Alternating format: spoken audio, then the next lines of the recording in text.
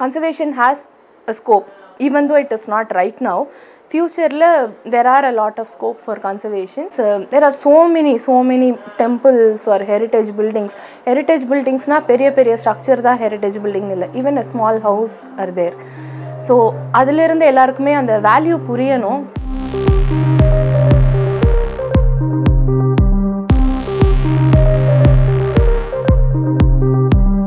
Hi, this is Akshaya. I'm a conservation architect practicing in Chennai. I run a firm called Earthwheel, where we predominantly focus on heritage conservation and mudlime constructions. We have also worked on several government projects, temple restorations, and private residential restoration projects as well. And for the construction purpose, we are working on mud construction and lime construction and other techniques that involve natural materials. As a part of our firm, we predominantly focus on heritage conservation and mud lime constructions. When it comes to structural challenges, the very first or the major challenge would be vegetation growth. So when it is addressed immediately or during the beginning stage, it doesn't go to a very serious concern, but when we leave it over vati namba adha vidumbodum, what happens is the tree grows and or a temple structure அப்படினு எடுத்தோம்னாக்க we have two different temples, that is one is the stone structure and the other is brick structure. So stones are like bones in our body. So what happens is நம்ம போன்ல வந்து ஏதாவது ஒரு damage இருக்குனாக்க we can fix it, whereas ஒரு brick structure அப்படிங்கிறது it is like a tissue. So once it is damaged, we have to replace it. So அதே மாதிரி தான் temple structure னு வரும்போது when a tree is grown in the temple, in a stone temple, and stones வந்து நம்ம remove பண்ணிட்டு trees நம்ம எடுத்துட்டு மறுபடியும் அந்த ஸ்டோன்ஸை வந்து ரீஃபிட் பண்ணலாம். whereas ஒரு brick structureல அந்த மரம் ஒரு vegetation growth இருக்கு அப்படின்னாக்க we don't have any other option, but we have to remove the affected part and then rebuild. So that is one major concern. Apart from that, another structural issue will be settlement, structural settlement. For example, இப்போ ஒரு temple வந்து ஏதோ ஒரு river பேங்க்ல இருக்கு, இல்லைனாக்கா ஒரு ஷோரில் இருக்குது அப்படின்னாக்கா அந்த soil over the time erode ஆகி செட்டில்மெண்ட் ஆகிட்டு இருக்கும். Or if in any other heritage buildings, if you have to notice how the settlement occurs அப்படின்னாக்கா கண்டினியூஸாக டோர் ஃப்ரேம் ஒரு விண்டோவில் வந்து கிராக்ஸ் இருக்கும். அப்படி இல்லைனாக்கா நமக்கு விஷுவலாகவே will be able to see the slant in the plinth level. So those are all the again some major concerns, because repairing the foundation is possible, but it involves major work put into it, including the labor work or அதுவுமே வந்து like 100% நம்மளால அந்த settlement arrest பண்ண முடியுமா அப்படிங்கிறது is a doubtful process. So that is another major structural issue that we face in conserving a temple or in any other heritage buildings. And when it comes to material, generally there are not any serious challenge when we procure material that is already used. So when we source already used materials like timber or stones or any other thing, even if we are removing and refitting the temple structures in the site, so that is also not a major issue. But when we go for new materials, that is where the issue comes, because the quality of the new materials are very less compared to the ones that were originally used. And another important issue is how the masons address to the materials. So முன்னாடி வந்து உளி வச்சு ஃபுல்லாக sculpt பண்ணி அந்த இடத்துல வந்து ஃபுல்லாகவே ட்ரெஸ்ஸிங் பண்ணி அவங்க பண்ணிகிட்டு இருந்தாங்க. பட் கரண்ட்டாக எப்படி பண்ணுறாங்க அப்படின்னாக்கா they do the machine cutting. So when we look at stone temple structures, வெறும் நமக்கு ஃப்ரண்ட்டில் நமக்கு ஃபேஸ் பண்ணுற இடம் மட்டும்தான் வந்து ட்ரெஸ்ட் சர்ஃபேஸாக இருக்கும். the other all sides will be uneven. So that is how the interlocking system worked. So நமக்கு பைண்டிங் மார்ட்டார்னு எதுவுமே இல்லை, எல்லாமே இன்டர்லாக் ஆகி தான் ஒர்க் ஆகிட்டு இருக்குது. பட் இப்போ வந்து எல்லாமே அவங்க ஸ்மூத்தாக வந்து கட் பண்ணி மெஷின் வச்சு கட் பண்ணுறதுனால they are using a thin layer of mortar. But we don't know how much that is going to stand when we compare to a 500-year-old temple or a 1,000-year-old temple. Obviously it is going to be somewhat lesser compared to the our heritage structures. So that is another thing. And material interventions like M sand தான் இப்போ கிடைக்குது, river sand கிடைக்குது, but not as prominent as M sand, and several other factors that and wood also is not very well seasoned, and so many other things contribute to the material aspects when we go for a new material construction. So conservation அப்படிங்கிறது preserving our heritage. Conservation has different categories. One is preserving and the other is restoring, and romba effect irundadunaka it is removal and reconstruction, and the other thing is renovating or repairing the damaged portions alone. So this is basically conservation. When it comes to heritage structures ni ipo namba term pandronaka anything that is above 100 years old. So all the buildings or even the temples, all those heritage structures we are conserving. So that is what we do. So how did I get into conservation abdina? I did my BArch internship in Auroville. So where I extensively studied about mud construction, hands-on experience. So then I worked in Costford for 1 year. So I wanted to do my masters something in a field that is related to sustainability. But unfortunately, when it comes to our college syllabus, when they talk about sustainability, we only study about LEED, Griha and all the carbon emission, footprint, glass structures. So andha madri da fullave irundhudu. So one course that I felt somewhat similar and I got connected with that course abdina, it was conservation. So that is how I joined conservation field, and currently I am doing on both hands, doing mud construction as well heritage conservation. So that is how it is going. Going forward, what I am looking is conservation has a scope, even though it is not right now. Future there are a lot of scope for conservation. So what we can do is there are so many temples or heritage buildings na periya structure da heritage building illa, even a small house are there. So adile irundha ellarkume and value puriyanum. So during my conservation course we did a rural study in Koneri Rajapuram. Anga vandu when we go to a place, anga fullave tiled houses அப்படி தான் எல்லாமே இருக்கு. Just ஒரு few cases of exception. என்னன்னா ஒரே ஒரு வீடு மட்டும் கம்ப்ளீட்டாக ரிமூவ் பண்ணிவிட்டு ஃபுல்லாகவே கிளாஸ் ஃபசாட் வச்சு வீடு கட்டிட்டாங்க. அது எதனால் பண்ணீங்க அப்படின்னு கேட்டால், இல்லை எங்களுக்கு கொஞ்சம் we want to show our status and அண்ணன் தம்பிக்குள்ள பிரச்சனை, family issues, so we have to part the house. And அப்படி இருக்கும்போது we wanted to build மாடி வச்ச வீடு கட்டணும், ஏன்னா இங்கே எங்கேயுமே மாடி வச்ச வீடு இல்லை. So we did a small assignment with the kids in the village. அவங்களுக்கு அந்த ஊரில் எந்த வீடு பிடிக்குதுன்னு கேட்டால் எல்லாருமே அந்த மாடி வீடு தான் சொல்கிறாங்க. பிகாஸ் அவங்களுக்கு மாடிக்கு போனால் அந்த என்டையர் வில்லேஜை பார்க்க முடியுது. வேறஸ் இங்கே இருக்கிற அந்த ஓட்டு வீட்டிலலாம் நம்ம போகிறோம் அப்படின்னாக்கா அவங்களால அந்த டெரஸ் வியூ பார்க்க முடியல. That is what is there. ஆனால் இதே சிமிலர் எக்ஸாம்பிள் அதே வில்லேஜில் இந்த PMAY ஸ்கீமில் ஒருத்தவங்க அவங்களுடைய கூரை வீடை எடுத்துகிட்டு அங்கே கான்க்ரீட் வீடு கட்டியிருக்காங்க. அங்கே கட்டிட்டு வெளியே அதே கூரை வீடை வச்சுட்டு அங்கே தான் அவங்க ஸ்டே பண்ணுறாங்க. உள்ளே அவங்க தங்கலை, ஜஸ்ட் அவங்களுடைய திங்ஸ் மட்டும் வச்சுட்டு இருக்காங்க. ஏன் நீங்கள் அப்படி இருக்கீங்க அப்படின்னா, உள்ளே எங்களுக்கு சூடு தாங்க முடியல, எங்களுக்கு இங்கே தான் கூலாக இருக்குது, ஸோ அதனால் அது இருக்கட்டும், அதை நாங்கள் ஸ்டோர் ரூம் மாதிரி வச்சுக்கிறோம், இங்கே தான் நாங்கள் ஸ்டே பண்ணுறோம் அப்படின்னு சொல்கிறாங்க. So that is how things we got enlightened. So எப்படி அந்த ஒரு வேல்யூ போனதுக்கு அப்புறம் அந்த வேல்யூ தெரிஞ்சு it is not going to be of any use. So ஃப்யூச்சரில் people must know that value and அந்த அவேர்னஸ் வரணும்.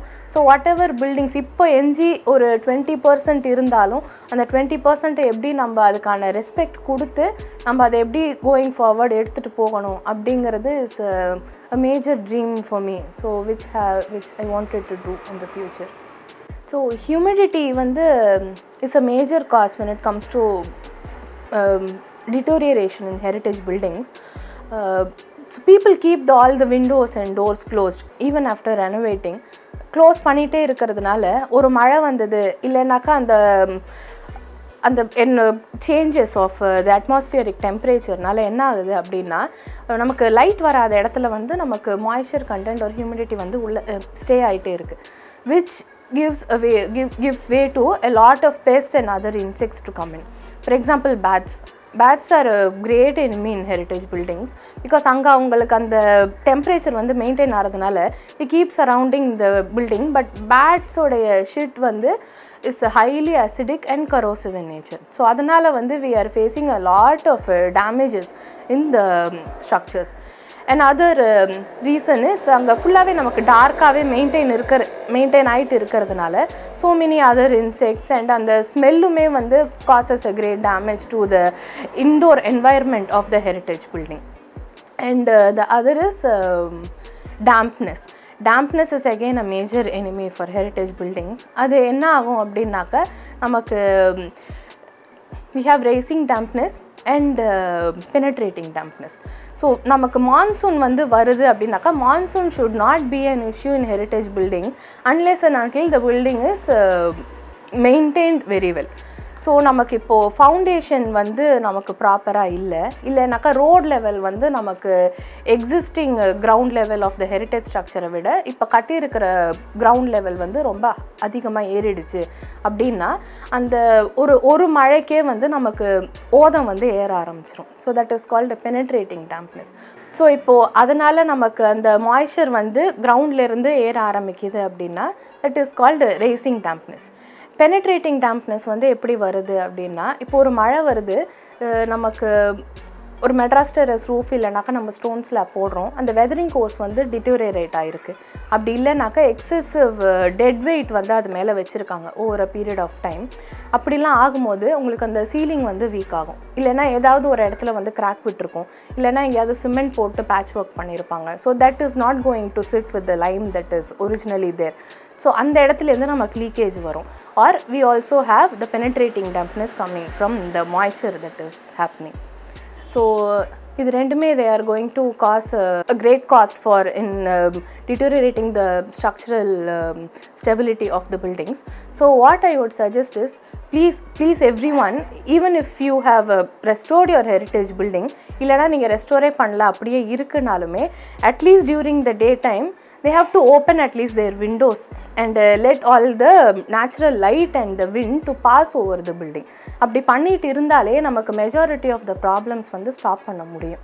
Actually it is quite difficult, it is a challenging task because சில issues what we are seeing is இப்போ நாட்டோட country tile வந்து திருப்புறாங்க அப்படின்னா இப்போ வந்து ஆள் இல்லை நமக்கு, because that skill has it's gone, it's no more. இப்போ நமக்கு பண்ணணும் அப்படின்னா only the elderly people are there. So அவங்க வந்து எவ்வளோ தூரம் பண்ண முடியுமோ அவங்கள தான் நம்மளால் யூஸ் பண்ண முடியும். If he has his own people, he doesn't have his own people, we have to work with them. Similarly இப்போது லைம் ஒர்க் பண்ணுறவங்க ஸ்டோன் ஒர்க் பண்ண மாட்டாங்க, ஸ்டோன் ஒர்க் பண்ணுறவங்க வைஸ் வர்ஸா லைம் ஒர்க் பண்ண மாட்டாங்க. ஸோ இது எல்லாமே வந்து நம்ம வந்து ஒரு பாயிண்ட்டுக்கு மேலே அப்ரிஷியேட் பண்ணல. இப்போ எப்படி இருக்குது அப்படின்னா nobody has the patience. த மேசனாக இருக்கட்டும் இல்லைன்னா த காமன் பீப்புளாக இருக்கட்டும் ஆர் த கிளைண்ட்டாக இருக்கட்டும், they don't have the patience. இப்போ வந்து நேச்சுரல் மெட்டீரியலில் பண்ணுறோம் அப்படின்னா they have their own time and we have to respect that time that comes for the natural material. So அதை வந்து நம்ம ரெஸ்பெக்ட் பண்ணாமல் அதில் வந்து to make them set quickly white cement mix பண்ணுறது இல்லைனா சிமெண்ட் மிக்ஸ் பண்ணுறது, அது வந்து அந்த செட்டிங் டைமை வந்து நாங்கள் ஃபாஸ்டன் பண்ணுறோம் அப்படின்னு சொல்லிட்டு பண்ணுறாங்க. இல்லைனா even the masons they don't have patience because ஒரு ப்ராஜெக்ட் இங்கே பண்ணுறதுக்கு they have 10 different projects to be done when it comes to a commercial construction. So இதனால் நமக்கு it is running like a cycle and இது எல்லாமே வந்து unaffordable or ஏதோ ஒரு புது கன்ஸ்ட்ரக்ஷன் டெக்னிக்கை வந்து நம்ம இப்போ அதை கொண்டுட்டு வர மாதிரி இருக்குது. அப்படி வரும்பொழுது என்ன ஆகுதுன்னா the demand is very high. So they have their own set of charges, making it again unaffordable for the people who wanted to come and work on natural materials. So this is a cycle that keeps running. But நமக்கு வந்து enough masons இருக்காங்களா traditional architecture la அப்படின்னா yes we have, but we have to search for them and we have to even if they are not aware of certain tricks and techniques, it's okay, we can teach them and we have to keep them. So எங்களுக்கு வந்து we have a set of lime masons, we have a set of people who do the tile work, stone work பண்ணுறவங்களும் இருக்காங்க. even if they don't know certain things, இப்போ சுண்ணாம்பை வந்து இப்படி தான் புளிக்க வைக்கணும், புளிக்க வச்சு இது மாதிரி ஊற போட்டால் தான் வரும் அப்படின்னா we teach them and we make them again work for us. So that is how we are working as of now. Modern interventions அப்படின்னா that is purely lack of awareness. அதனால தான் the modern interventions are happening. So very ரொம்ப ஒரு ப்ராமினெண்ட்டான interventions that is happening is flooring வந்து change பண்ணுறது, இல்லைனா existing flooring மேலேயே வந்து சிமெண்ட் ஃப்ளோரிங் பண்ணுறது.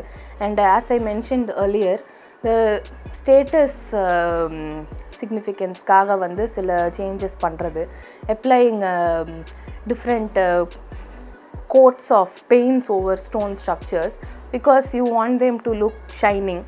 அப்படி இல்லைனாக்கா doing a sandblasting and other different things that are not suitable for the heritage structure. So these are all the major things. அப்படி இல்லைனாக்கா மேலே டெரஸில் வந்து சிமெண்ட் பிளாஸ்டர் பண்ணுறது. So in one case where we saw stone slabs மேலே இருந்த existing lime பிளாஸ்டரை எடுத்துட்டு, வெதரிங் கோர்ஸ் எடுத்துட்டு, they just left it like that thinking they'll put cement weathering course over it. But unfortunately enna agum appadina, cement and stone is not going to work as much as lime and stone will work.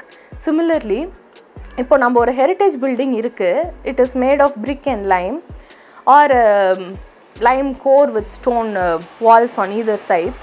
இதுக்கு மேலே நம்ம cement போடும்போது என்ன ஆகுது அப்படின்னாக்கா, cement arrest that porosity of the structure that is already there. அப்போது அந்த dampness வந்து உள்ளேயே நமக்கு ட்ராப் ஆகிடுது. It is we are not letting it to escape from the porosity of the walls. So இதனால the dampness is being stayed within the walls of the structure and ஒரு பாயிண்டில் வந்து it is getting exploded. So இதனால தான் வந்து நமக்கு திடீர்னு இப்போ சுண்ணாம்பு சேவரை வந்து நம்ம தடவணுன்னா உப்பு பூத்தா மாதிரி அப்படியே கொட்டும். ஸோ இது எல்லாமே நமக்கு வந்து உள்ள மாய்ஸ்சர் ட்ராப் ஆகிட்டே இருக்கிறதுனால, இல்லைனா மேலே paint layers and layers of paint வந்து they keep coating it. So அந்த weight வந்து your lime wall is not going to absorb the paint that you are going to apply. So it is going to stand as a separate structure. So அந்த different coats of paint நம்ம போட்டுட்டே இருக்கிறதுனால it is going to stand as a separate structure. ஒரு பாயிண்டில் அதோட wait தாங்காமல் that is peeling off. So நம்ம பண்ணுற அந்த இன்டர்வென்ஷனால் we should not blame that lime wall that is already there, lime wall or the mud wall. So these are all the major human interventions that is happening. And excessive dead load, மேலே வந்து tank வைக்கிறது, இல்லைனா மேலே வந்து coats and coats of weathering apply பண்ணுறது, height ஏற்றுறது. இல்லைனா what is happening is, இப்போது எக்ஸிஸ்டிங் ஸ்ட்ரக்சர் இருக்குது, பக்கத்துலேயே வந்து நம்ம ஒரு தளம் போட்டுட்டு ஒரு மண்டபமோ இல்லை இன்னொரு ஸ்ட்ரக்சர் வந்து நம்ம கட்டுறோன்னா, அந்த மண்டபமோ or that beam is going to rest on this structure which is again resulting with dead load that is again going to be அந்த ஸ்ட்ரக்சர் தான் அது தாங்க போகுது, ஹெரிட்டேஜ் ஸ்ட்ரக்சர் தான். ஸோ அதனால் நமக்கு என்ன ஆகுதுனாக்கா, இந்த ஸ்ட்ரக்சர் வீக் ஆகுது and it is again going to result in settlement of the structure. So இந்த மாதிரி ப்ராப்பரான ஒரு பிளானிங் இல்லாமல் பண்ணுற ஹியூமன் இன்டர்வென்ஷன்ஸ்னால தான் we are facing a lot of trouble. So awareness is the only solution that can change all these things.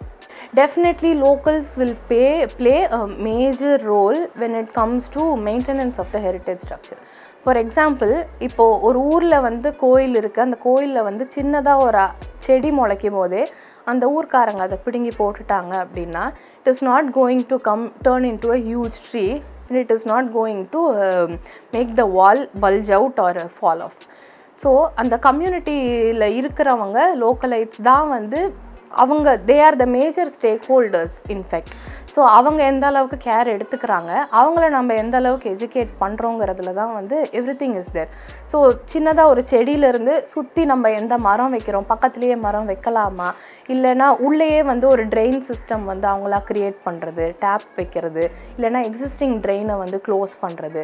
So இது எல்லாமே வந்து அவங்க வந்து if they are aware of all the issues that is going to happen in the future and if we educate them, it is going to make a great impact in maintaining or restoring the heritage building, or in fact it is going to preserve from the future damages that is going to happen.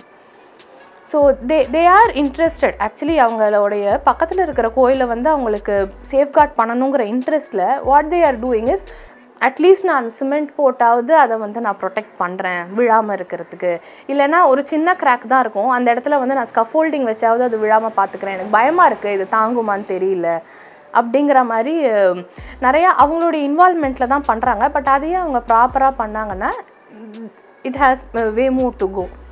Majorly we have worked on temple restorations.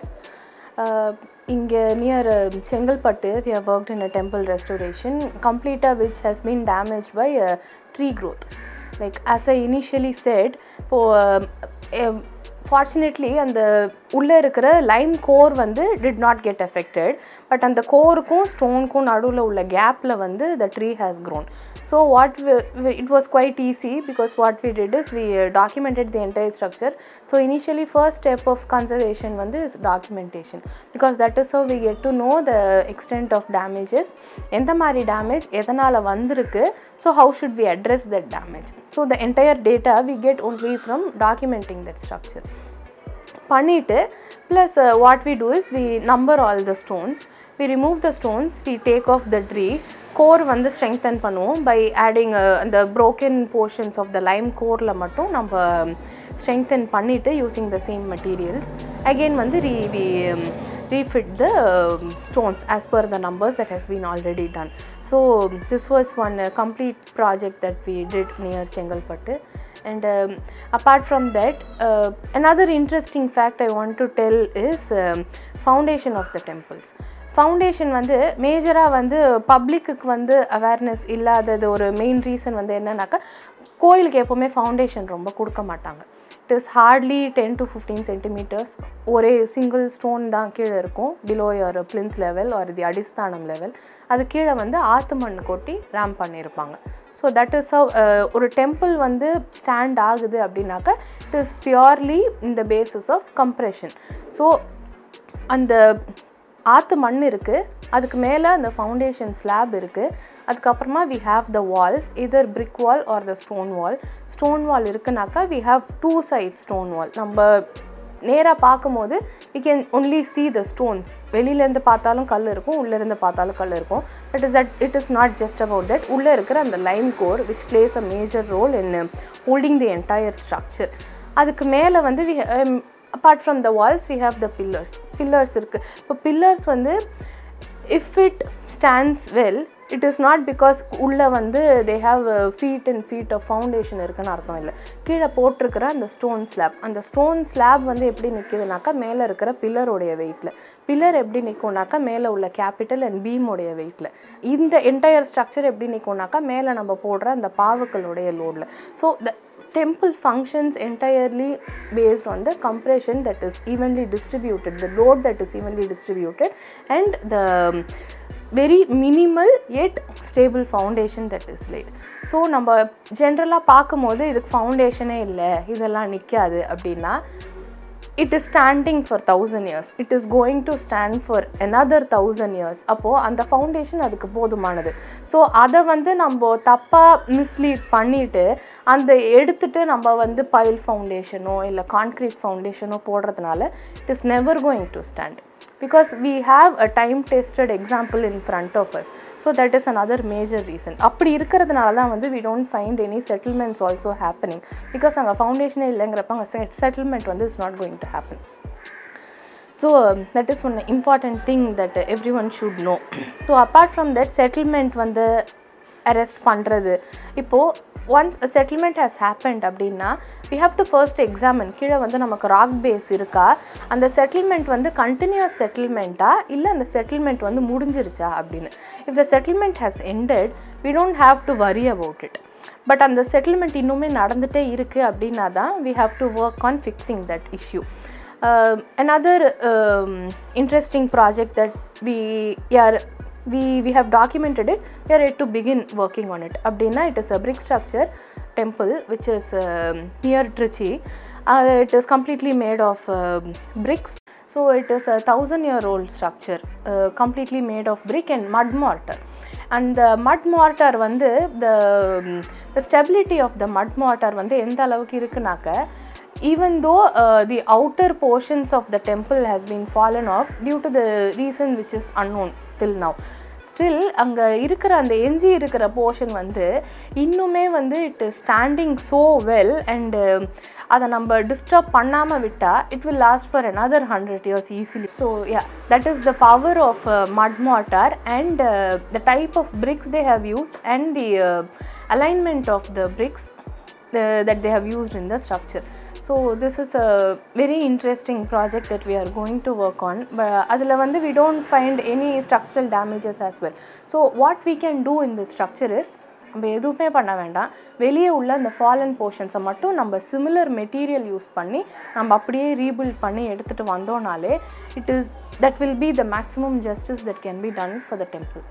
So another examples are foundation வந்து வீக்காக இருக்குது, அப்படி இல்லைனாக்கா the stones that has been corroded. So Tiruppur மாவட்டத்துக்கிட்ட ஒரு temple வந்து restore பண்ணோம். அங்கே வந்து மேஜர் இஷ்யூ என்னன்னாக்கா அந்த ஸ்டோன் மெம்பர்ஸ் வந்து வீக் ஆகிடுச்சு due to harsh climatic conditions. அதனால் வந்து அந்த ஃப்ளேக்காக ஆரம்பிச்சிருச்சு அந்த stone surface. So what can be done, அது வந்து அந்த அளவுக்கு கம்ப்ரெஷன் வந்து it is not going to stand further. So this is how we have to categorize how we can preserve the temple or should we have to remove and reset the temple. So அப்படி பார்க்கும்போது இதை வந்து since the stone has gone weak, அது வந்து இனிஷியலாக வந்து நமக்கு தெரியாது. This applies even to the timber structures. Timber வந்து நமக்கு பார்க்கும்போது வந்து ரொம்ப நல்லா இருக்கிற மாதிரி இருக்கும். We don't know அந்த termite வந்து எந்த அளவுக்கு அஃபெக்ட் ஆகிருக்கு அப்படின்ட்டு. So only when we remove and see and the extent of damage வந்து பார்க்க முடியும். Similarly இப்போ இந்த stone மெம்பருமே that has been flaked off completely, இது வந்து நமக்கு initially பார்க்கும்போது it will be like it's a sound structure, but only when we remove, அதை ரிமூவ் பண்ணும்போது கீழே போடும்போதே the stone started to break. So அப்படி இருக்கும்போது we have to choose new stones. Again அதை வந்து நம்ம எந்த அளவுக்கு பாப்புலராக அதனை வந்து நம்ம எந்த அளவுக்கு வந்து ப்ராப்பராக பண்ணுறோம் அப்படிங்கிறதுல we have to be careful so that we don't disturb the historic integrity of this. Encroachments வந்து how they happen in heritage structures is, இப்போ ஒரு பெரிய பில்டிங் இருக்குது, அதில் வந்து they won't be able to use the entire structure because மெயின்டெனன்ஸ்லேருந்து எல்லாமே கஷ்டமாக இருக்கும். ஸோ ஒரு பார்ட் மட்டும் யூஸ் பண்ணலாம் அப்படின்னு சொல்லிட்டு அந்த இடத்துல they construct wall in the later period. So அதனால் வந்து அந்த டெட் லோட்னால வந்து நமக்கு ஃபவுண்டேஷனில் ப்ராப்ளம் வரலாம், இல்லைன்னா அகெயின் அந்த டேம்ப்னஸும் வந்து நமக்கு அதுக்கான ஒரு ரீசனாக இருக்கலாம். So what we can majorly do is இது மாதிரி பண்ணக்கூடாது, பண்ணுறதுனால இதெல்லாம் ப்ராப்ளம் வரும் அப்படின்னு வந்து we have to educate them. அப்படி இல்லைனாக்கா when you go for the building you என்னென்னலாம் ரீசனாக இருக்கும்னு நம்ம அந்த ஸ்ட்ரக்சரில் உட்காந்து நம்ம only when we observe we'll get to know, because not everything that has been added later is bad to the building. இப்போ வந்து there is another example that we are going to again start working on. இப்போ வந்து that is entire courtyard, அந்த 4 கட்டு வீடு, அதில் வந்து ஒரு 75 இயர்ஸ்க்கு முன்னாடி அதை வந்து ரெண்டாக பார்ட் பண்ணி நடுவில் வந்து வால் கட்டிட்டு 2 ஃபேமிலிக்கு ஏற்ற மாதிரி அந்த வீடை வந்து மாற்றிட்டாங்க. பட் 75 இயர்ஸ்க்கு முன்னாடி பண்ணியிருக்காங்க and they have changed their roofing pattern also completely. இப்போது what is there இப்போ பார்த்தோம் அப்படின்னாக்க it is in a good state because அவங்க டைல் ரூஃப் எடுத்துகிட்டு மெட்ராஸ் டெரஸ் போட்டுட்டாங்க, ஸ்டாக் எஃபெக்ட்டுக்கு வந்து மேலே ஃபுல்லாகவே விண்டோஸ் வச்சுட்டாங்க. So every thing is proper. இந்த டைமில் நம்ம வந்து அதை ஒரு லேட்டர் எடிஷன் அப்படின்னு நினச்சிட்டு ரிமூவ் பண்ணணுமா அப்படின்னா it is going to affect the structure of the house. அப்போது எதை வந்து நம்ம அவாய்ட் பண்ணணும், எதை நம்ம அவாய்ட் பண்ணக்கூடாது அப்படிங்கிறது வந்து it's the call that has to be taken by us. So அதை வந்து we have to say. இப்போ என்க்ரோச்மெண்ட்னா not all the encroachments are harmful for the building. அதே மாதிரி லேண்ட் என்க்ரோச்மெண்ட் இல்லைனாக்க அங்கே தான் வந்து it again plays a major role. இப்போது லேண்ட் வந்து சுற்றியும் வந்து என்க்ரோச் பண்ணிட்டாங்க கோயில் நிலத்தை அப்படின்னாக்கா we have to talk to them and then அவங்கக்கிட்ட பேசி அண்டர்ஸ்டாண்ட் பண்ணி தான் வந்து நம்ம வெளியே வர முடியும். அப்படி இல்லைனாக்கா அவங்க வந்து தண்ணி போகிறதுக்கான பாதை இருக்கும் முன்னாடியே, இல்லைன்னா அங்கேருந்து அந்த வாட்டரோட வந்து டேங்க்கில் வந்து லீட் ஆகிருக்கும். ஸோ அந்த இடத்துலாம் என்க்ரோச் பண்ணிட்டாங்க அப்படின்னா அந்த வாட்டர் அந்த ட்ரெயின் பேட்டர்ன் வந்து நமக்கு திரும்ப ரிவர்ஸ் ஆகும். ஸோ இதெல்லாம் தான் வந்து problems that has to be addressed. So only thing is we have to talk to them, we have to make them convinced, or the authority that is there, they have to take the necessary step to give them proper accommodation, and that is how we work on it. நம்ம விஷுவலாக document பண்ணுறது, ஃபிசிக்கலாக நம்ம document பண்ணுறது வந்து that is the best method till now. as much as we have worked on, but ஒரு டீட்டெயில்டான ஒரு structure இருக்குது, நிறையா எஸ்தெட்டிக்ஸோட வந்து ஒரு ஸ்ட்ரக்சர் இருக்குது அப்படின்னா not at every level we will be able to document. So அந்த மாதிரி ஸ்ட்ரக்சர்ஸுக்கு 3D documentation helps a lot. For example, ஒரு பெயிண்டிங்கை வந்து நம்ம கன்சர்வ் பண்ணணும் அப்படின்னாக்க ஃபோட்டோகிராஃப்ஸ் வந்து it freezes the time. So நமக்கு வந்து இனிஷியல் டைம்லேருந்தே ஃபோட்டோகிராஃப்ஸ் இருந்தது அப்படின்னாக்கா we'll know at what stage what interventions has been done and we can act accordingly. அதே மாதிரி இப்போ நம்ம வந்து நிறைய ஆர்கிடெக்சரல் டீட்டெயிலிங் இருக்குது அப்படின்னாக்கா அது எல்லாமே நம்ம 3Dயில் வந்து டாக்குமெண்ட் பண்ணுறதுனால we will be safeguarding it. For example, there are many structures where அந்த sandstones வந்து நமக்கு deteriorate ஆகிட்டே இருக்குது, அதை வந்து நம்ம திரும்ப ரெப்ளிகேட் பண்ண முடியாது. ஸோ அந்த மாதிரி ஸ்ட்ரக்சர்ஸுக்கு 3D ஸ்கேனிங் ஒரு digital documentation will be of a great help. அப்படி இல்லைன்னா நமக்கு பிளேனோமெட்ரி இருக்குது, சீலிங்கில் இருக்கிற பழைய பெயிண்டிங்ஸு அது எல்லாமே நம்ம டாக்குமெண்ட் பண்ணுறது, இல்லைன்னா ஒரு சிக்னிஃபிகண்ட்டான ஒரு ஆர்டிஸ்டோடைய work. So all those things documenting them and even if we are executing the conservation of a structure, documenting டிஜிட்டலாக டாக்குமெண்ட் பண்ணுறது, ஒவ்வொரு ரூம் பை ரூம் நம்ம டாக்குமெண்ட் பண்ணும்போது will be easily able to address okay இந்த ரூமில் இந்த problem இருக்குது, அதை நம்ம வந்து ட்ரீட் பண்ணணும் அப்படிங்கிறது. ஸோ எல்லாமே வந்து நம்மளால் மேனுவலாக டாக்குமெண்ட் பண்ண முடியலங்கிறப்போ 3D documentation does help a lot in preserving the structure. Have you used any of these techniques in the recent project? Yes, we have used photogrammetry and all the drone techniques as well for documenting the structures. Sustainability is directly proportionate to conservation. ஏன் அப்படின்னா நம்ம இப்போ எதெல்லாம் sustainable மெட்டீரியல்னு address பண்ணுறோமோ அதை தான் வந்து அந்த பீரியடில் அவங்க கன்ஸ்ட்ரக்ஷன் மெட்டீரியலாகவே யூஸ் பண்ணியிருக்காங்க. ஸோ நம்ம சஸ்டைனபிள் ஸ்டெப்ஸ் வந்து எப்படி எடுக்கலாம் அப்படின்னா நம்ம மேக்ஸிமம் நம்மளோட இன்டர்வென்ஷன் எதுவுமே இல்லாமல் இருந்தாலே அந்த ஸ்ட்ரக்சர் வந்து நல்லா தான் இருக்கும். So sympathetical intervention, that is what we address to this kind of changes that is happening. sympathetical இருக்கணும், vandalism எதுவும் க்ரியேட் பண்ணாமல் இருக்கணும். ப்ளஸ் நம்ம வந்து நான் சொன்ன மாதிரி at least opening and closing the doors to let the natural air and light seep in through the structure. அதே மாதிரி ஒரு செடியாக இருக்கும் போதே நம்ம பிடுங்கி போடுறது, ஒரிஜினலாக என்ன ட்ரெயின் பேட்டர்ன் அவங்க யூஸ் பண்ணியிருக்காங்களோ அதையே நம்ம யூஸ் பண்ணுறது, என்ன மெட்டீரியல் நேச்சுரல் மெட்டீரியல் தான் இருக்குது அப்படின்னா நம்ம திரும்ப அதை ரெஸ்டோர் பண்ணுறதுக்கும் நேச்சுரல் மெட்டீரியலே யூஸ் பண்ணுறது. So these are all the minimal and sustainable steps that can be taken to save the building and maintain it as well. So conservation field அப்படின்னு பார்த்தா it is still in the developing stage, but the scope for conservation is quite vast because நமக்கு நான் சொன்ன மாதிரி there are n number of temples in our town. டெம்பிள்ஸாக இருக்கட்டும், heritage பில்டிங்ஸாக இருக்கட்டும், it feels like they are screaming for help.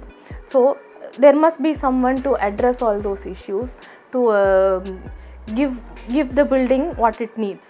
இதுக்கு வந்து architecture மட்டும்தான், conservation architecture மட்டும்தான் இல்லாமல் there are a vast field that can help in sustaining in this particular platform. For example, what we material testing பண்ணுறதுக்கு different, இப்போது photogrammetry is again booming, digital documentation is booming. ஒரு ஸ்ட்ரக்சரோடைய ஒரு ஸ்ட்ரென்த்தை check பண்ணுறதுக்கு we need laboratories, இல்லை அதனுடைய age. இப்போ நம்ம பிரிக் வந்து பார்க்குறோம், அட்ரஸ் பண்ணுறோம்னாக்கா அந்த பிரிக்கோடைய ஏஜ் என்ன, ஒரு லைம் வாட்டர் இருக்குனாக்கா அந்த லைம் வாட்டருடைய காம்போசிஷன் என்ன, இது எல்லாமே வந்து we need people who are well versed in the laboratory and the testing fields. So அவங்களுக்கும் வந்து they have a lot of scope in this, and to test the strength of the material, to test the damages that is caused in the material through the boring test use பண்ணுறது and different equipments which use பண்ணுறது, that is also being very much needed in treating this issues. So not only conservation architect, of course conservation architect also plays a major role because we handle the entire setup, but இது மட்டும் இல்லாமல் மற்ற ஃபீல்டில் இருக்கிறவங்களாமும் இதில் வந்து focus பண்ணி ஓவராக இன்டகிரேட்டடாக வந்து ஒர்க் பண்ணும்போது we can do a lot of changes and ஃப்யூச்சரில் கண்டிப்பாக வந்து it will have a big scope because people are getting that awareness, people are starting to have that sense of belonging. இதை வந்து நம்ம ரிப்பேர் பண்ணணும், rework பண்ணணுங்கிறது வந்து like எப்படி நமக்கு வந்து ஒரு ஃபார்மிங், ஆர்கானிக் ஃபார்மிங்கோ இல்லை எப்படி நமக்கு வந்து சஸ்டைனபிலிட்டிலேயோ இன்ட்ரெஸ்ட் வருதோ, ஃப்யூச்சரில் கன்சர்வேஷனுக்கான இன்ட்ரெஸ்ட்டும் வரும். ஸோ அதையும் வந்து நம்ம எப்படி இன்டிகிரேட் பண்ணி ப்ராப்பராக வந்து எக்ஸிக்யூட் பண்ணுறோம் அப்படிங்கிறது தான் வந்து it plays an important task.